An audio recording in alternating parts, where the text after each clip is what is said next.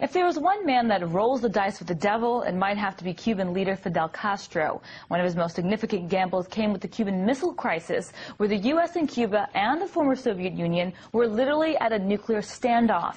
Now, nearly half a century after that incident, Fidel talks nuclear again, only this time he cautions that the nuclear powers are trigger-happy and could offset a dangerous war of the nukes. To analyze Fidel's words and its implications on the nuclear debate is Brian Becker, the national coordinator for the Answer Coalition. Now, Brian, you're very familiar with this incident, of course, beforehand, which would really insinuate this was the Bay of Pigs invasion.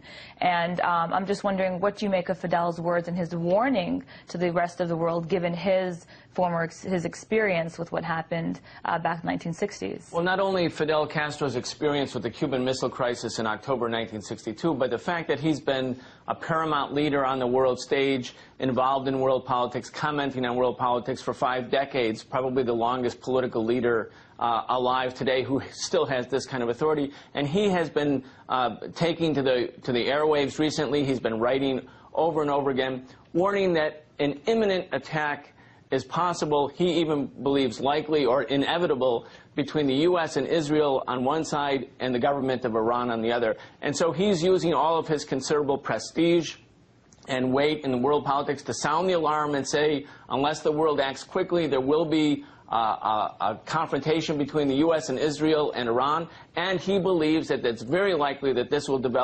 accelerate into a nuclear conflict. You know, some people might see some irony here in the fact that Fidel Castro is coming out and talking about the nuclear crisis on everyone's part, from Iran, Israel, and the United States. Can we just look a bit at Fidel Castro's experience during the Cuban Missile Crisis and how, of course, his coordination with the former USSR and the United States in a campaign to quash any kind of revolution in Latin America contribute to all of this? So does it seem as though what happened then is sort of playing out now in the world theater with Iran, and that's sort of something he's trying to get to in his latest comments? Well, there are differences, but there are very similar parallels, too. The United States government targeted the Cuban government for overthrow. They planned and carried out an invasion. They, at the same time, were encircling the Soviet Union with missiles in Turkey and elsewhere.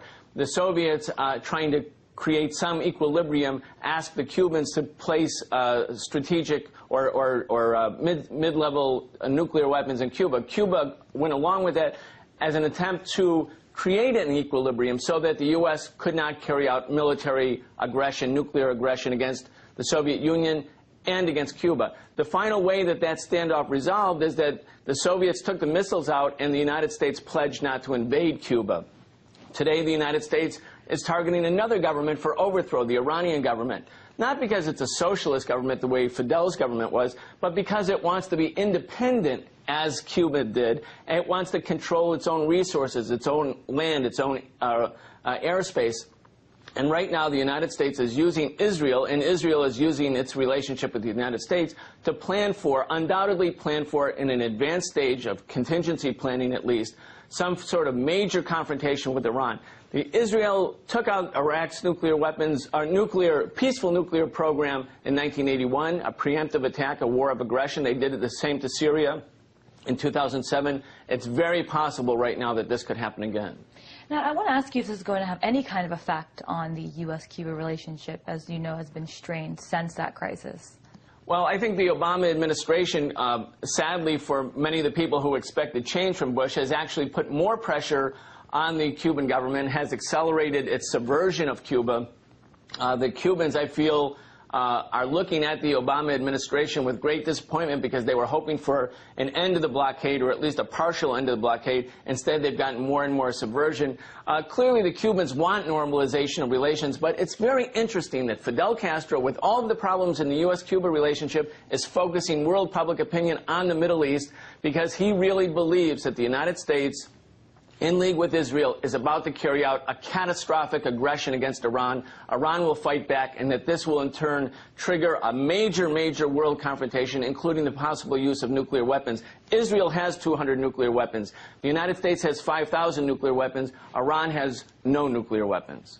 Well, it's a very fascinating insight there, Brian, and I mean, I appreciate your mentioning all the different parallels in this. It's Brian Becker. He's the national coordinator with the Answer Coalition. Thank you.